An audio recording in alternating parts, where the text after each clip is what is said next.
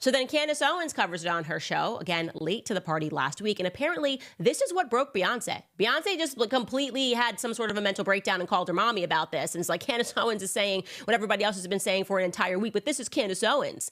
And this must have been what led her team to decide to phone it in to Mark Zuckerberg, which, by the way, is 100% what happened. Take this to the bank, okay? Somebody had a contact at Meta. And they contacted Meta and said, can you take down Candace Owens' post, despite the fact that this went viral and it was everywhere? She wanted my post about it to be removed. And to be clear, in my post, I said, allegedly. Joe Rogan is not saying allegedly there. I was clear that it was a report. I was clear of where exactly the report came from and said that it was still pending because we were awaiting the FEC final report, which is supposed to come from Kamala's campaign, which would include amounts to Beyonce. And so when you have a report and when you're basically saying this is allegedly, it's coming from this campaign, there's no way that you can get this taken down from Instagram. Again, because those words allegedly, it's a report, and we're waiting for a confirmation, protect you. There's no standard for this. And still, Beyonce and her team managed to get my post taken down specifically, my post being the only post that was taken down. I'm just showing you this. They flagged this as false information reviewed by third-party fact checkers. And you can still see the caption we put on that. We put the word allegedly next to it. Beyonce was paid $10 million to endorse Kamala, ? Allegedly. So it's really shocking. Even in the article, they are rating this false, but they say that they can't debunk the report. It just says, well, there's no evidence for this just yet, which basically means, look, Beyonce's team's upset. We don't have evidence for it yet. So we're going to take it down just to placate them.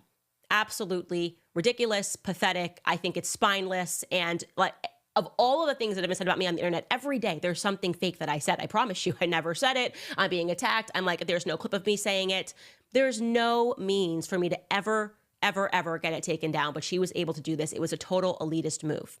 Anyways, Mammy Tina decides to brag about these elitist connections that someone was clearly able to pull behind the scenes, able to pull these strings and target just Candace Owens. And she posted this to her Instagram page. She posted, so this, and this is a picture of my show page, so this has been flagged on Instagram as fake news and taken down. It's called false information. Sadly, other platforms with a lack of integrity still have it up. So she's admitting this is just a target of Candace Owens. The law, exclamation point, ×5. Okay, so parking aside the fact that Tina Knowles is still grifting off her ex-husband's last name, so people know that she's related to Beyonce. To be clear, Tina and her ex-husband Matthew divorced 13 years ago. Her name is Tina Lawson, not Knowles, but let's keep up the Knowles so people can put some respect on your name. We have to seriously ask ourselves why she chose to target just me, which, by the way, this whole post, as cool as she thought she was with John Legend in the comments, just being like, yeah, you got her. It was actually not well received by the public at all. So I'm going to show you the comments under the Instagram page, which broke the story, which was the neighborhood talk. And you can see, we're just showing you these comments in a row. Somebody writes, Tina, hush. Next person says, she's basically saying they got a bigger bag than a messy 10 million. How preposterous is that?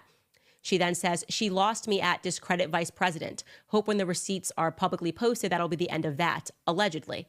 Next person says, that ish public record, go ahead. Next says, I know she is Beyonce's mom, but she does too much. Next person says, Tina, give it up, please. On the following page, it's more of the same. Beyonce never speaks for herself. She was paid, Tina. Beyonce doesn't do anything for free. She got paid. Next person, she was definitely paid. This actually makes Kamala look bad because if the celebrities wasn't paid, then where is all that money at? And lastly, this person says all of these artists denying being paid and the campaign funds literally got drained to negative digits. How? 10 years ago, comments like that would have been unfathomable. That many Black people openly speaking out and questioning the queen in this way. The queen could do no wrong. Questioning the queen in this way. The queen could do no wrong 10 years ago. Oh my gosh, if you said one thing about Beyonce, the whole hive came for you. You were over, you were done. Couldn't touch one hair on her pretty head. We now fast forward 10 years and you have Candace Owens casually stating that I don't even think that Beyonce's had a good album since 4. She's just a part of the establishment machine. Everything she does, no matter what, they pretend that it's amazing and that it's awesome. And quite frankly, it's not a challenge to her. It's not a challenge to her to be told, like her and Taylor Swift are, that everything they do is amazing, even when it sucks.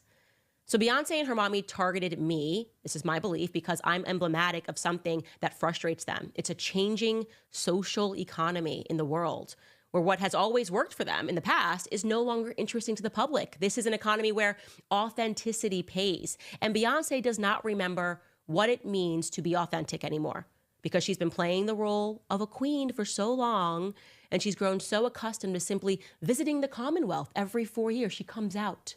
Nobody knows where she is for, and she comes out, and she reminds us all who we should be voting for. Ah, yes, Hillary Clinton. Please, I'm here, Commonwealth. You people, remember, I am your queen, her and Jay-Z. Oh, yes, please vote for Kamala. As a mother, I'm telling you to do this.